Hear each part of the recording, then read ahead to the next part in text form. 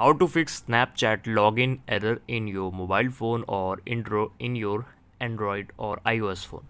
So if your phone is Android, then you just have to go on your Google Play Store and make sure that you have updated your Snapchat application latest version on your phone. So let's check it. Yes, so I updated it recently and I have the updated and latest version of Snapchat. Second thing, what you have to do, you just have to go on the settings option of your phone and to the app management of your mobile phone.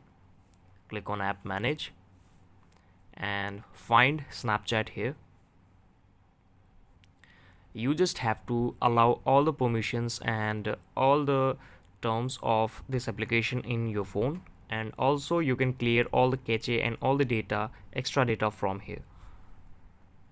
And after this, just restart your phone again, and then your Snapchat is ready to be used. So if you found this video helpful, then please leave a lovely comment in the comment section and keep watching this channel, and please subscribe. Thank you so much for watching.